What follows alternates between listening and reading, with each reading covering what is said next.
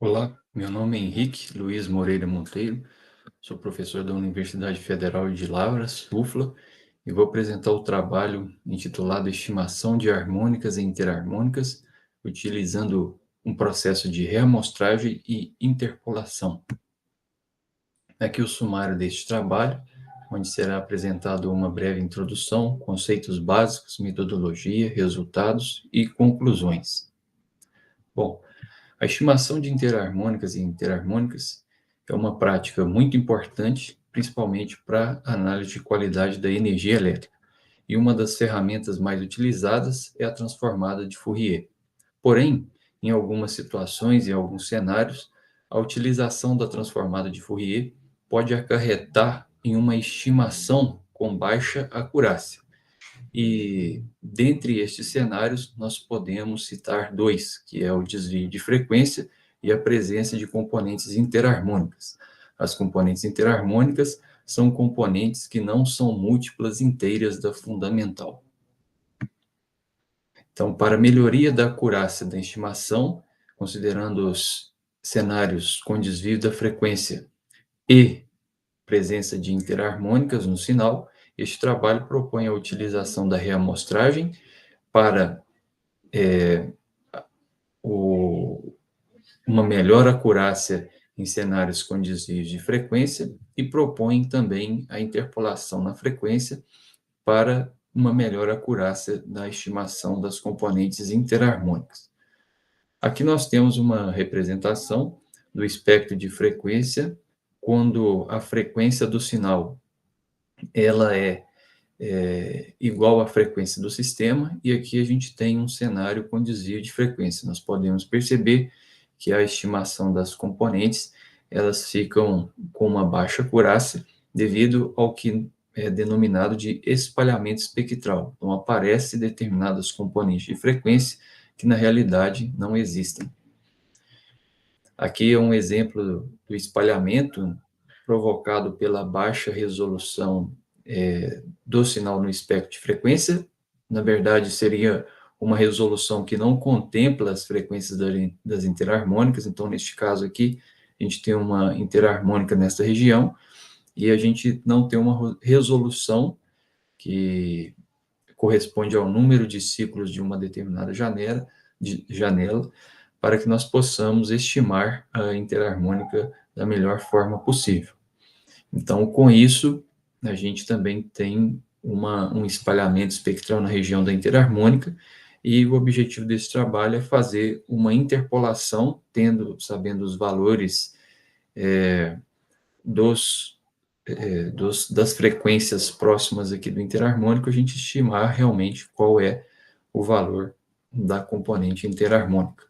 Aqui é um exemplo de uma interharmônica que está muito próximo da componente fundamental. Então, o espalhamento acaba sendo um pouco maior quando em comparação com interharmônicas que estão um pouco mais distantes dos componentes harmônicos e, consequentemente, também da componente fundamental.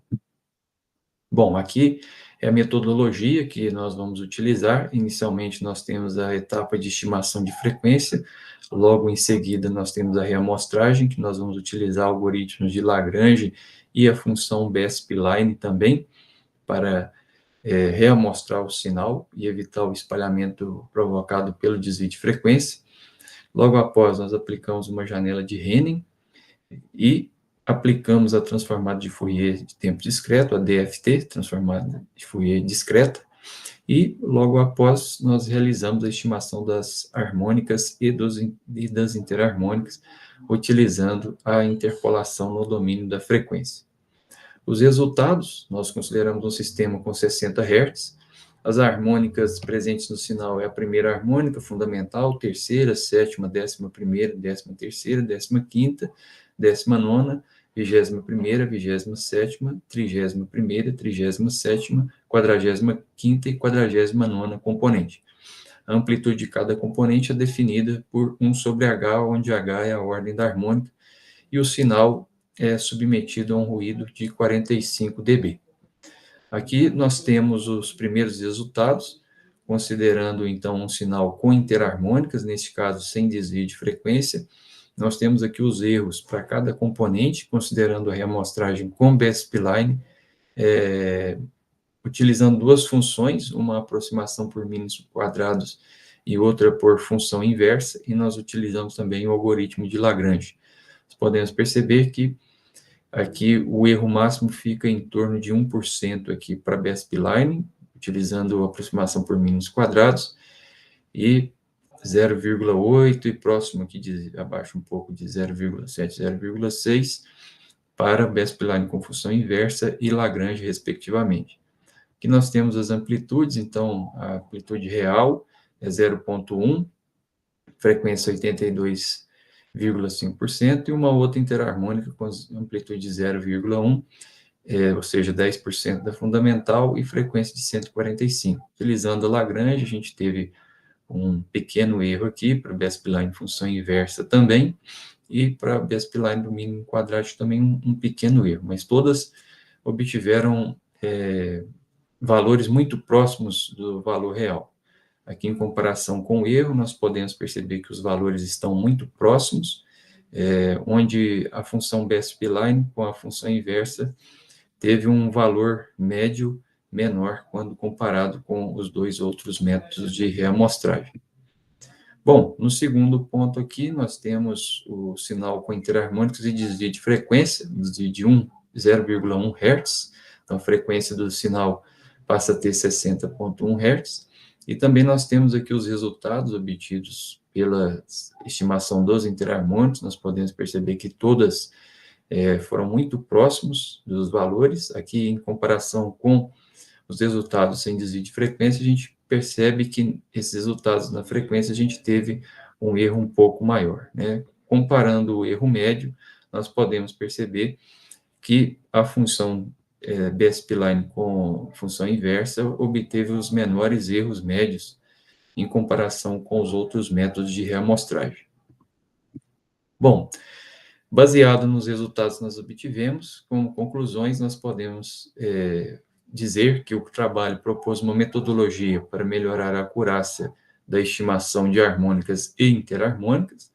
Os resultados para a presença de interharmônicas com 45 dB de relação sinal-ruído tiveram erros máximos de 0,05 e 0,08 para as componentes de 82,5 e 145 Hz, respectivamente. E para o cenário de desvio de frequência, os resultados apresentaram erros máximos de aproximadamente 1,2% para as harmônicas de ordem 49, e o erro relativo médio foi de 0,48, 0,33 e 0,45%, considerando a reamostragem baseada na função de Lagrange, B-spline baseada na função inversa e B-spline baseada nos mínimos quadrados, respectivamente. Bom, aqui são algumas referências utilizadas neste trabalho e, como agradecimento, nós agradecemos a Universidade Federal de Lavras e a FAPEMIG por todo o apoio durante este projeto. Muito obrigado.